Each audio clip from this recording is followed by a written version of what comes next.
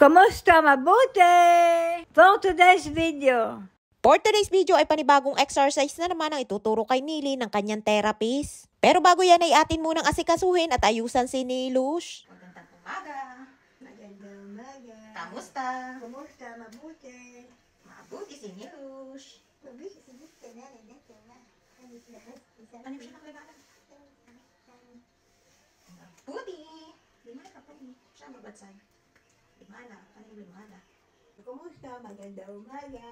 Mabuti? Tiyafa. Maganda aking damit. Itchilak. Ifo damit.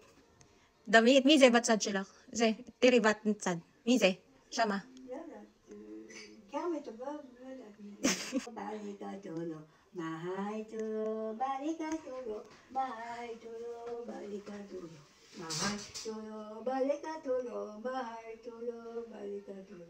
Ay na-ready na si Nili at bago dumating ang kanyang therapist ay pinagkape at tinapay ko na muna din. Maaga nga ang schedule ng kanyang therapy ng araw na yan. 9:30 ng umaga dumating ang kanyang therapist na si Lital at syempre si Lola ay present din na nakabantay kay Nilush. Buti na nga lamang at dumadating din sa tamang oras si Lital at hindi kailangan din ni Lola na maghintay ng matagal.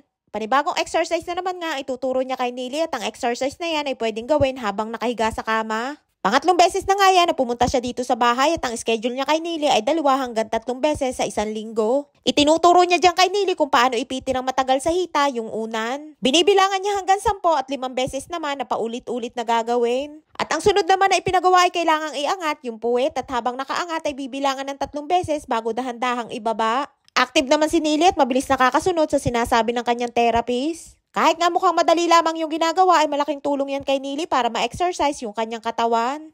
רגע, את יודעת את כל התרגילים כבר. איזה טיפה תכופפי.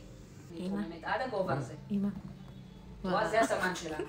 כאן אנחנו עוצרות, אני מורידה את היד, את מחזיקה את הרגל. להחזיק את הרגל. לא. תרימי, תחזיקי. יופי. להחזיק.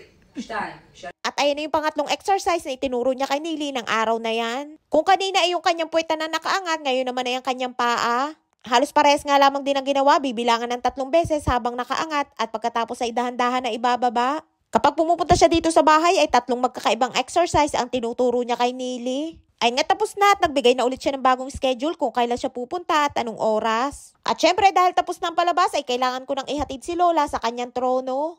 Kapag napaupo nga si Lola ng matagal ay nasakit ang kanyang likod at bewang. Kaya na makaalis si Lital ay nagpatayo na sa akin si Lola at ihatid ko na daw siya sa kanyang kwarto. Pinaka-exercise na nga din ni Lola yan na nakakapaglakad-lakad at hindi laging nakahiga sa kama. At kahit nga nahihirapan siya ay pilit niyang ginagawa para kay Nili. Kita nyo naman kung paano dalhin ni Lola ang kanyang tungkod at hila-hila na.